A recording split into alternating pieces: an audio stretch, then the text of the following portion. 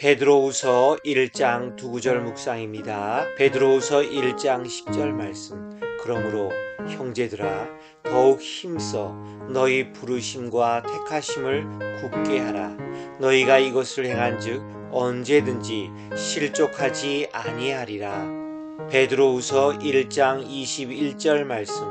이 예언은 언제든지 사람의 뜻으로 낸 것이 아니요 오직 성령의 감동하심을 받은 사람들이 하나님께 받아 말한 것임이라. 현재를 위한 능력. 우리가 그리스도를 믿었을 때 그리스도는 우리에게 생명과 경건에 필요한 모든 것을 다 주셨습니다. 우리가 해야 할 일은 그분이 약속하신 자원들 안에서 필요한 것을 사용하는 것입니다. 그분의 말씀은 우리의 신성한 본성에 영양분을 공급해 줍니다. 우리는 지식과 은혜 안에서 성장할 수 있습니다. 그런데 이것은 자동적으로 주어지지는 않습니다. 우리는 하나님께서 제공하신 은혜의 수단을 부지런히 사용해야 합니다. 과거로부터의 확신. 베드로는 곧 순교당할 것입니다. 그래서 독자들에게 하나님의 말씀을 신뢰할 것을 상기시켜주고 있습니다. 베드로의 변화산 체험은 훌륭했지만 변함없는 하나님의 말씀을 대신할 수는 없습니다. 미래에 대한 소망. 말씀은 이 어두운 세상에서 주님의 재림을 가리키는 빛입니다. 사사로운 해석이란 어떤 예언도 성경의 나머지 부분과 분리된 채 해석되어서는 안 된다는 뜻입니다. 우리에게 주신 성령의 인도를 따르지 않는 말씀의 해석은 거부해야 된다는 것을 의미합니다. 성령님은 한 권의 책, 성경책을 기록하셨습니다. 이 성경은 전체로서 이해되어야 합니다. 믿는 자들은 각각 이 예언의 개별적인 문제에 대해서 다룰 수 있습니다. 그렇지만 그들은 모두 한 소망을 가지고 있습니다. 예수 그리스도께서 이 땅에 다시 오실 것입니다. 베드로후서 2장 두 구절 묵상입니다. 베드로후서 2장 13절 말씀.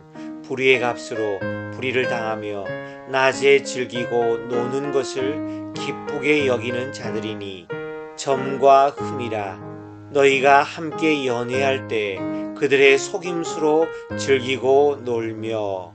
베드로후서 2장 20절 말씀. 만일 그들이 우리 주 되신 구주 예수 그리스도를 알므로 세상의 더러움을 피한 후에 다시 그 중에 얽매이고 지면 그 나중 형편이 처음보다 더 심하리니. 거짓 교사들에 대한 묘사는 우리가 그들을 발견하는데 도움이 될 만큼 충분히 명확하고 그들을 피하고 쉽게 만들 만큼 생생하게 기록되어 있습니다. 그들의 거짓 가르침을 거부하는 것만으로는 충분하지 않습니다. 우리는 그들의 생활 방식이나 배후에 감추어진 위선도 거부해야 합니다. 그들의 도구는 속임수입니다. 그러므로 우리는 하나님의 말씀을 바로 알아야 합니다. 그들의 인상적인 언어와 매혹적인 약속을 들을 때 분별력을 발휘해야 합니다. 그들이 우리와 교제하는 이유는 무엇인가 이익을 얻기 위해서입니다. 그리고 나서는 우리를 더 나쁜 상태로 떨어지게 만들 것입니다. 그들은 기만적이고 파괴적이니 조심해야 합니다. 그들의 목적은 개인적인 쾌락과 금전적 이득을 얻는 것입니다. 그들의 운명은 발람처럼 심판을 받게 될 것입니다. 그들은 개인적인 이익을 위해 종교를 이용함으로써 다른 사람들이 죄를 짓게 만듭니다. 그들은 하나님의 양이 아닙니다. 그들은 양의 탈을 쓴 돼지와 개입니다. 결국 그들은 그들 본성의 냄새나는 습관으로 돌아갈 것입니다. 참된 양은 목자를 따르기 때문에 자신을 깨끗하게 유지합니다. 베드로후서 3장 2구절 묵상입니다. 베드로후서 3장 3절 말씀. 먼저 이것을 알지니 말세에 조롱하는 자들이 와서 자기의 정욕을 따라 행하며 조롱하여. 베드로후서 3장 9절 말씀. 주의 약속은 어떤 이들이 더디다고 생각하는 것 같이 더딘 것이 아니라 오직 주께서는 너희를 대하여 오래 참으사 아무도 멸망하지 아니하고 다 회개하기에 이르기를 원하시느니라. 거짓 교사들이 그들의 목적을 성취할 수 없을 때 그들은 하나님의 말씀을 비웃고 조롱하기 시작합니다. 그들은 하나님의 말씀이 이 우주를 통제하고 있다는 것을 우리가 잊어버리길 원합니다. 하나님은 그분의 말씀으로 모든 것을 창조하셨고 그분의 말씀은 이 우주를 붙들고 계십니다. 그분의 말씀은 홍수를 일으켰고 그분의 말씀은 언젠가 불경건한 세상을 불로 심판할 것입니다. 우리에게서 하나님의 말씀을 도둑질하는 사람은 우리에게서 미래를 빼앗아가는 것과 같습니다. 미래의 소망이 없는 사람들은 오늘을 사는 삶의 동기도 약합니다.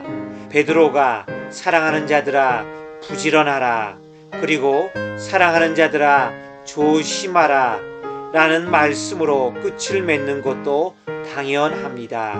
우리는 위험한 시대에 살고 있습니다. 기회는 많지 않습니다. 하나님은 잃어버린 자들이 그리스도를 믿기를 간절히 인내하며 기다리고 계십니다. 우리는 그들과 함께 복음을 나누어야 합니다. 시편 36편 1절에서 12절. 여호와의 종 다윗의 시 인도자를 따라 부르는 노래.